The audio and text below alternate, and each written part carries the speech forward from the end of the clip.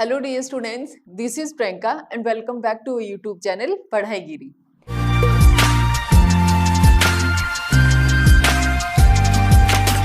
तो आज हम बात करेंगे मेंडल के डिसऑर्डर के बारे में। इसके जो लास्ट क्लास हमने लगाई थी जेनेटिक्स के लिए, उसमें मैंने आपको बताया था मेंडेलियन डिसऑर्डर ही बताया था, लेकिन वो कौन सा बताया था?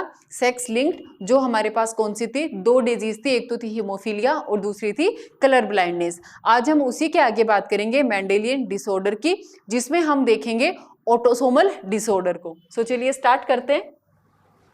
हमारे पास है मेंडेलियन डिसऑर्डर। ये जो हमारे पास फर्स्ट डिजीज है सिकल सेल एनीमिया, ये कैसी है? ऑटोसोमल। अभी हम जो जितने भी डिजीज पढ़ेंगे वो कैसी हैं? सारी ऑटोसोमल। ऑटोसोमल मीन्स क्या हुआ? अगर फर्स्ट से लेके 22 नंबर ऑफ क्रोमोसोम के अंदर कोई भी एब्रीविएशन आता है, कोई भी चेंज आता है, उसे हम क्या कहेंगे? Autosomal disease. तो फर्स्ट हम बात कर रहे हैं सिकल सेल एनीमिया की। तो देखो इसमें क्या है, ये कैसी एक autosomal linked recessive trait. Last हमने बात की थी कि डोमिनेंट क्या हो सकता है और रेसेसिव क्या हो सकता है। तो रेसेसिव मीन्स क्या होगा कि इसके अंदर हमारे पास जो क्रोमोसोम का पेयर है, अगर उसके दोनों जीन, जो दोनों क्रोमोसोम है, वो अगर म्यूटेटेड होंगे तो डिजीज कोज होगी। लेकिन अगर कोई एक होगा तो ये डिजीज है वो सिर्फ कैरियर की फॉर्म में रह जाएगी, कोज है वो नहीं होगी। तो आगे हम बात करें, it can be transmitted from parents to the offspring when both the parents are carrier for the gene। यानी कि जो पेरेंट्स हैं, अगर वो दोनों ही कैसे हैं, हमारे पास कैरियर के फॉर्म में होंगे, दोनों से हमें जो जीन मिल रहे हैं, अगर दोनों ही जीन म्यूटेटेड हैं तो ही हमें क्या होगा? सिकल सेल एनीमिया है डिजीज है वो होगी। तो इसमें देखो, the disease is controlled by a pair allele, जिसे हम क्या कहेंगे? एक तो HBA और HBS। तो अब देखो इसमें हमारे पास है होमोजाइगस डोमिनेट। क्या है? होमोजाइगस जो कैरियर है वो कैसी होगी? अगर होमोजाइगस डोमिनेंट कंडीशन है तो क्या बनेंगे? नॉर्मल है वो प्रोजेनी होगी, उसमें डिजीज है वो कोज नहीं होगी। अगर हेट्रोजाइगस कंडीशन है तो क्या होगा? कैरियर बनेंगे किसके लिए? सिकल सेल एनीमिया के लिए। और अगर दोनों होमोजाइगस कैसे हो गई? रिसेसिव हो गई, तब है हमारे अंदर ये डिजीज है वो देखने को मिलेगी। तो सिंपल सा क्या हुआ, अगर होमोजाइगस कंडीशन है और अगर डोमिनेंट कंडीशन है, तब क्या होगा? हमारे अंदर डिजीज है वो कोज नहीं होगी। हम कैसे रहेंगे? प्रोजेनी है वो कैसी रहेगी? नॉर्मल। अगर कैरियर की फॉर्म में है, किसी एक जीन में है, तो कैसे हो जाएंगे? कैरियर सिकल सेल एनीमिया के लिए। और अगर दोनों ही कैसे हैं? होमोजाइगस और उसके साथ अगर रिसेसिव हैं, तो क्या हो जाएगा? डिजीज है वो कोज हो जाएगी। तो इसमें देखो क्या होता है, नॉर्मल हमारी जो आरबीसी होती है वो कैसी होगी? ऐसे इस शेप में होती है। लेकिन जैसे ये डिजीज हो जाएगी, उस टाइम हमारी जो आरबीसी है उसकी शेप कैसे हो जाएगी? सिकल लाइक हो जाएगी। ये नॉर्मली नहीं होती। जब हम अगर कोई बच्चा है या जो भी पर्सन है जिसको ये डिजीज है, अगर उसकी बॉडी में ऑक्सीजन की कमी हो जाती है, तो ऑक्सीजन की कमी के कारण क्या होगा? ये जो सेल है वो ऐसी पिचक जाएंगी और उनकी शेप है वो ऐसी चेंज हो जाएंगी। मोस्टली हमें पता है, देखो हमें पता है कि हमारी जो आरबीसी है उसके अंदर क्या होगा? हीमोग्लोबिन प्रेजेंट होगा, जो कि O2 एंड CO2 इन दोनों का जो ट्रांसमिशन है वो करता है, इनका ट्रांसपोर्टेशन करेगा। तो देखो हमारे पास हीमोग्लोबिन है, उसमें क्या होगा? ये जो हिम पार्ट होगा, ये हमारे पास एक हीमोग्लोबिन के अगर स्ट्रक्चर बनाए तो ये तो हमारे पास क्या होंगी? हिम प्रोटीन, हिम पार्ट होगा।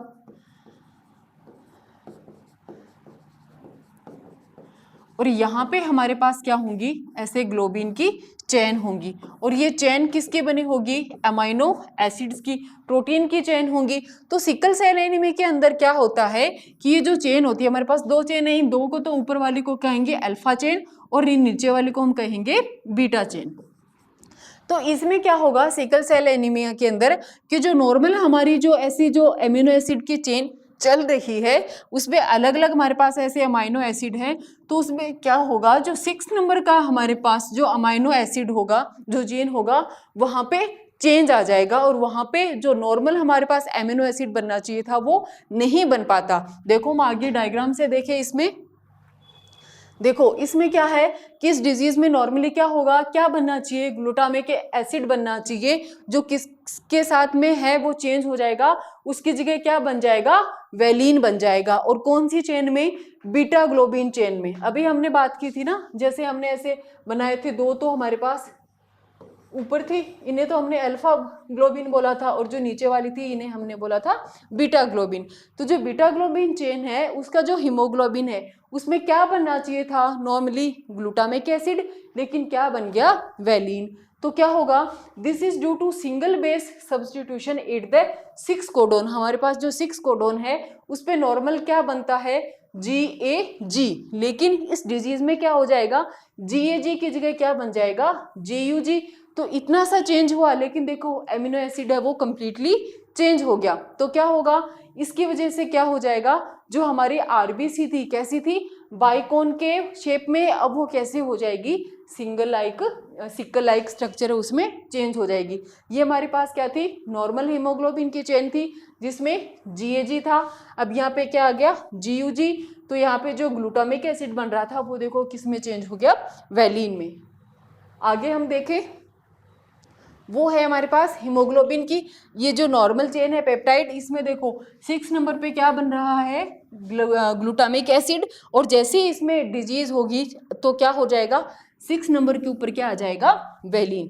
तो ये हो गई हमारे पास सिकल सेल एनीमिया। अब ये क्यों हो रही है, हमने बात किया कि चेंज होगा किसमें, इसके 6 नंबर कोडोन है उसमें चेंज हो जाएगा। तो नॉर्मली हमारे पास जो आरबीसी होती है उसमें ये जो हीमोग्लोबिन पार्टिकल होते हैं वो ऐसे अलग अलग रहते हैं, लेकिन जैसे ये चेंज होगा तो अगर आरबीसी के अंदर ऑक्सीजन की कमी हो गई तो ये क्या होगा, ये जो हीमोग्लोबिन के पार्ट हैं वो आपस में ऐसे चिपक जाते हैं, वो अलग अलग सेपरेट नहीं रहते, वो ऐसे एक साथ में चिपक जाएंगे। तो आरबीसी की शेप है वो बाइकॉनकेव से चेंज होके ऐसी सिकल सेल है वो इस टाइप की है वो बन जाएगी।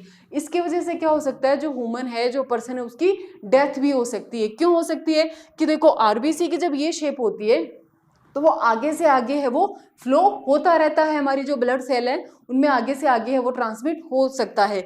लेकिन जैसे उसकी ये शेप हो जाएगी तो हमारी जो ब्लड वेसल्स हैं उनके अंदर क्या होगा, नॉर्मली तो ऐसी शेप होती है तो आगे फ्लो होता रहता है, लेकिन जब ये शेप आ जाएगी तो क्या हो जाएगा, यहाँ पे जो ब्लॉकेज है वो हो सकता है, और इस ब्लॉकेज से जो अलग अलग डिजीज है वो भी देखने को मिल सकती है। तो ये हमारे पास फर्स्ट हो गया सिकल सेल एनीमिया। नेक्स्ट हम बात करेंगे फिनाइल कीटोन्यूरिया। इसमें क्या होगा, हमारी बॉडी के अंदर नॉर्मली एक जो प्रोटीन है फिनाइल एलानिन वो बनता है। अभी इससे क्या होगा, इसके साथ में एक एंजाइम एक्स्ट्रा ऐड होगा, एक प्रोटीन बनेगी और वो किस में चेंज हो जाएगा, इसे टायरोसिन में चेंज हो जाएगा। लेकिन इस कंडीशन में क्या होगा कि जो टायरोसिन है वो हमारे अंदर देखो मेलानिन को भी कंट्रोल कर रहा है, प्रोटीन्स को भी कंट्रोल कर रहा है और डोपामीन इनको भी कंट्रोल कर रहा है। लेकिन जब हमारे अंदर ये डिजीज हो जाएगी तो ये जो फेनिलएलानिन है ये टायरोसिन के अंदर चेंज नहीं हो पाएगा। अब जब टायरोसिन में चेंज नहीं होगा तो हमारे पास ये जो कैरेक्टर है, ये जो सिम्टम है, ये क्या होंगे, चेंज हो जाएंगे, जिसकी वजह से हमारे अंदर जो मेटाबॉलिज्म है उसके अंदर एबनॉर्मलिटीज है वो देखने को मिलती है। तो ये देखो कैसी है, एक इनबोर्न एरर है किसमें, मेटाबॉलिज्म में। ये कैसी है, हमारे पास हमने बात की थी, अभी हम जितने भी डिजीज पढ़ेंगे वो सारी कैसी होंगी, ऑटोसोमल एंड रिसेसिव होंगी। तो वही कैसे है, ऑटोसोमल एंड रिसेसिव, किसके वजह से हो रही है, म्यूटेशन हो रही है जीन में, किसमें, जो फिनाइल एलानिन है उसमें अंदर क्या होगा, जो हाइड्रोक्सिलेज एंजाइम है, ये जो फिनाइल एलानिन है ये जब टायरोसिन में चेंज होगा तो यहाँ पे जो एंजाइम बनेगा उसे हम क्या कहेंगे, फिनाइल एलानिन हाइड्रोलेज। अगर ये नहीं बनेगा तो ये है इस टायरोसिन में चेंज नहीं हो पाएगा। तो इसकी वजह से क्या होगा, जो इंडिविजुअल्स है उनमें जैसे ये एंजाइम इफेक्टेड हो जाएगा तो फिनाइल एलानिन है वो आगे टायरोसिन में नहीं बदल पाएगा, और जिसकी वजह से इतने अलग अलग ये जो करेक्टर उसको कंट्रोल करता है वो नहीं हो पाएंगे, जिसकी वजह से हमारे अंदर काफ़ी ज़्यादा एबनॉर्मलिटीज़ है वो देखने को मिलेगी। तो फिनाइल कीटोन्यूरिया को अगर आपको याद हो, मैंने इससे पहले जो क्लास बताई थी ये किसका एग्जाम्पल था, प्लायोट्रापी का। प्लायोट्रॉपी क्या थी कि इसके अंदर क्या होगा कि अगर एक जीन है वो एक से ज़्यादा कैरेक्टर को कंट्रोल कर रहा है, ऐसी सिचुएशन को हम क्या कहेंगे, प्लायोट्रॉपी। और ये किसका एग्जाम्पल था, फिनाइल क्यूटोन्यूरिया। नेक्स्ट चलते हैं हम थैलेसीमिया। अब देखो इसके अंदर, और अभी हमने जो क्या बात की थी, सिकल सेल एनीमिया, ये दोनों कैसी है हमारे पास, जो ब्लड सेल हैं आरबीसी उससे रिलेटेड डिजीज हैं। लेकिन इन दोनों में डिफरेंस क्या है कि जो हमारे पास अभी हमने जो सिकल सेल एनीमिया की बात की थी उसमें तो क्या हो रही थी, जो ब्लड थी उसकी क्वालिटी चेंज हो रही थी। लेकिन थैलेसीमिया में क्या होगा, ब्लड है उसकी क्वांटिटी चेंज हो जाएगी। तो इसमें क्या होगा, ये भी कैसी हमारे पास ऑटोसोमल लिंक्ड रिसेसिव डिजीज है। देखो it is transmitted from parents to offspring when both, अभी हमने बात की थी कि जब दोनों ही कैसे होंगे, हेट्रोजाइगस होंगे और दोनों ही कैरियर होंगे, तो ही हमारे पास ये डिजीज है वो कोज होगी। इसमें क्या होगा, म्यूटेशन या फिर डिलीशन की वजह से होगा। इसमें देखो it results in reduced synthesis is one of the globin chain alpha या beta chain that make up haemoglobin. इसमें क्या होगा, या तो कोई एक चेन है वो कम बन जाएगी, अभी हमने बात की थी alpha and beta globin chain की, या तो क्या होगा चेन कम बन जाएगी या फिर चेन है वो ज़्यादा बन जाएगी। तो इसकी वजह से क्या होगा, हमारे पास जो ब्लड सेल्स थी उसकी क्वांटिटी में चेंज हो जाएगा। This forms abnormal haemoglobin molecules resulting into anaemia. और जब ब्लड की कमी हो जाएगी तो क्या हो जाएगा, एनीमिया डिजीज है वो हो जाएगी। देखो थैलेसीमिया है differs from sickle cell anaemia. अभी हम बात कर रहे थे कि थैलेसीमिया वो सिकल सेल एनीमिया से कैसे अलग होगी। तो थैलेसीमिया है वो तो कैसी है, एक क्वांटिटेटिव, क्योंकि इसके अंदर तो ब्लड सेल्स है उसकी क्वांटिटी कम हो गई।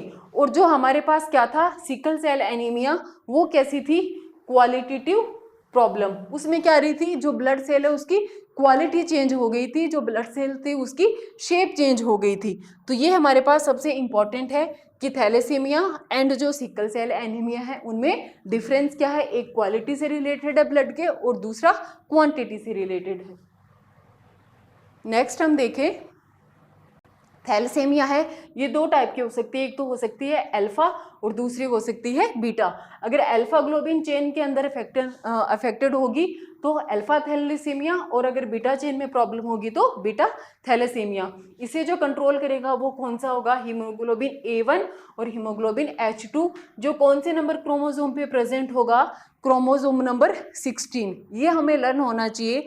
अगर हमसे पूछे कि अल्फा थैलेसीमिया है उसकी जीन है वो कौन से क्रोमोसोम पे प्रेजेंट होंगे, तो ये तो होगा हमारे पास क्रोमोसोम नंबर 16 पे।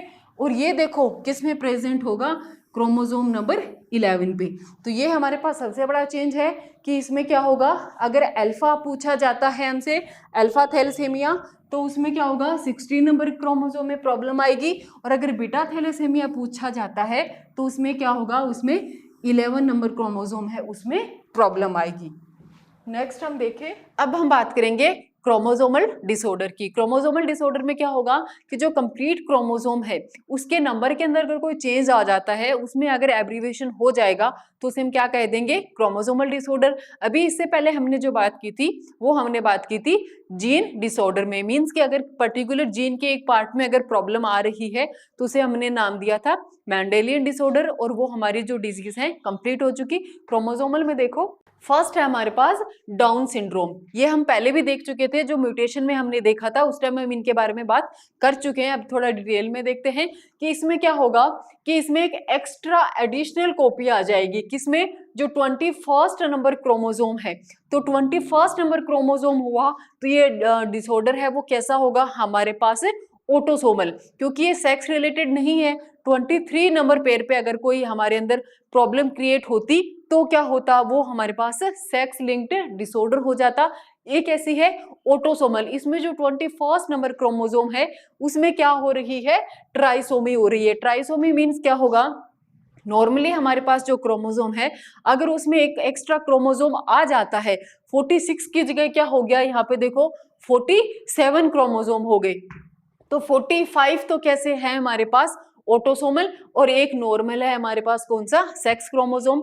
तो 45 और 2 ये टोटल कितने हो गए 47।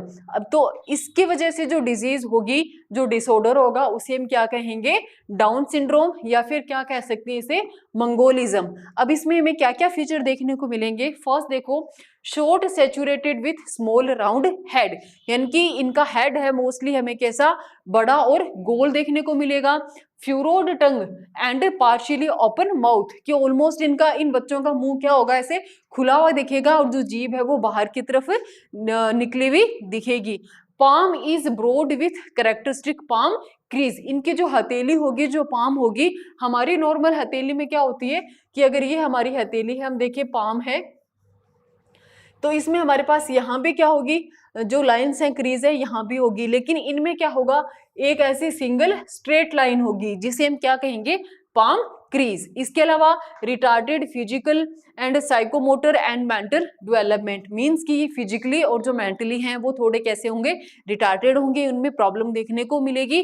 इसके अलावा इनके अंदर हार्ट डिजीज से रिलेटेड भी कुछ है वो एबनॉर्मलिटीज है देखने को मिल सकती है। तो ये फर्स्ट हो गया हमारे पास डाउन सिंड्रोम, जो किसका रीजन है, किसकी वजह से हुआ, ट्राइसोमी की वजह से। ट्राइसोमी मींस क्या हुआ, 2n+1, तो टोटल क्रोमोसोम नंबर कितने हो गए, 47। नेक्स्ट हम देखें, सेकंड है हमारे पास क्लाइनफेल्टर सिंड्रोम। तो इसमें क्या होगा, ये हमारे पास कैसा है, एक्स क्रोमोसोम से रिलेटेड है, और किसमें होगा, मेल में। इसमें क्या होगा, एक एक्स क्रोमोसोम है वो एक्स्ट्रा आ जाएगा। नॉर्मली कैसा होता है, एक्स एंड वाई, मेल में ये स्ट्रक्चर रहती है, लेकिन यहाँ पे देखो क्या हो गया, 44A मीन 44 ऑटोसोमल है, वो तो नॉर्मल है, लेकिन जो इसका एक्स वाई क्रोमोसोम था लास्ट वाला, उसमें एक एक्स क्रोमोसोम है वो एक्स्ट्रा आ गया, तो क्या बन गया, XXY। तो ये जो मेल है, अब ये कैसा हो गया, इसमें एक एक्स क्रोमोसोम ज्यादा आ गया, तो मेल होने के साथ साथ ये क्या करेगा, जो फेमिनाइन कैरेक्टर है उनको भी शो करेगा। तो ये कैसा हो जाएगा, ये हमें देख रहा है एबनॉर्मल मेल है, ये नॉर्मल मेल है। इसमें देखो ब्रेस्ट का डेवलपमेंट हो गया, और इसके जो जेनाइटल एरियाज हैं वो क्या हो गए, अच्छी ग्रोथ उनमें नहीं हो पाती। ये देखो यहाँ पे XX क्रोमोसोम है वो 2 आ गए, वाई क्रोमोसोम तो एक ही है, लेकिन एक्स क्रोमोसोम यहाँ पे 2 हो गए। तो इसमें क्या होगा, overall masculine development, however feminine development, means कि इसमें क्या होगा, जो फीमेल के कैरेक्टर होते हैं जैसे ब्रेस्ट डेवलपमेंट वैसी हो जाएगी। तो ऐसे जो मेल होंगे उन्हें हम क्या कहेंगे, गायनेकोमेस्टिया। ये हमारे पास इंपॉर्टेंट टर्म है, गायनेकोमेस्टिया। ये ऐसे मेल हैं जो मेल होने के साथ साथ फीमेल के कैरेक्टरिस्टिक्स को भी शो करेंगे, फेमिनाइन कैरेक्टर को शो करेंगे। तो ऐसे मेल को हम क्या कहेंगे, गायनेकोमेस्टिया। और किसमें हो रहा है, इसमें एक जो सेक्स क्रोमोसोम है वो एक्स्ट्रा आ गया, तो 46 की जगह क्रोमोसोम नंबर कितना हो गया, 47। और इसका जो XY क्रोमोसोम था वो किस में चेंज हो गया, XXY में। तो ऐसी जो डिसऑर्डर है उसे हम क्या कहेंगे, क्लाइनफेल्टर सिंड्रोम, और जो किसमें होगी, मेल में। नेक्स्ट हम बात करें टर्नर सिंड्रोम, ये किसमें देखने को मिलेगी, फीमेल में देखने को मिलेगी। इसमें क्या होगा, जो फीमेल का एक्स जो लास्ट वाला क्रोमोसोम होता है उसमें 2 एक्स क्रोमोसोम होंगे सेक्स में, लेकिन इसमें क्या होगा, एक एक्स क्रोमोसोम आएगा और दूसरा नहीं आएगा। तो कैसी सिचुएशन बन गई, X0 क्रोमोसोम की। तो एक एक्स क्रोमोसोम है वो कम हो गया, तो नॉर्मली कितने होने चाहिए थे, 46, लेकिन कितने रह गए, 45। तो ये क्या होगा, फीमेल में देखने को मिलेगा हमें। तो इसमें क्या होगा, this is the absence of x chromosome in female, की फीमेल में एक एक्स क्रोमोसोम है वो कम हो गया, जिसकी वजह से जेनेटिक जो इसका कंस्टिट्यूशन है वो क्या देखने को मिलेगा, 44 ऑटोसोमल, और एक्स की जगह क्या हो गया, X0, जिससे नंबर क्या हो गया क्रोमोसोम का, 45। तो इसकी वजह से क्या होगा, जो फीमेल है उनमें ओवरी वगैरह का प्रॉपर डेवलपमेंट नहीं हो पाएगा, तो फीमेल कैसी हो जाएगी, स्टेराइल हो जाएगी। Lack of other secondary sexual character है उनमें भी कमी आ जाएगी, एंड ड्वार्फ रह जाएगी, और जो मेंटली है वो रिटार्डेड है वो देखने को मिलेगी। तो ये हमारे पास कौन सी हो गई, टर्नर सिंड्रोम, जो किसकी वजह से हो रहा है, फीमेल में एक एक्स क्रोमोसोम के लॉस होने की वजह से। सो चलो आज के लिए इतना ही। आज हमने बात की है कि मेंडल की जो ऑटोसोमल डिसऑर्डर थे उनके बारे में, उसके अलावा जो क्रोमोसोमल डिसऑर्डर थे उसमें मोस्टली हमने 3 डिजीज पढ़ा है, 3 डिसऑर्डर देखे, एक था डाउन सिंड्रोम, एक था क्लाइनफील्ड और एक था टर्नर सिंड्रोम। सो आज के लिए इतना ही। अगर वीडियो पसंद आया है तो वीडियो को लाइक जरूर करके जाइए और रेगुलर अपडेट्स के लिए हमारे चैनल को सब्सक्राइब कीजिए। Thank you.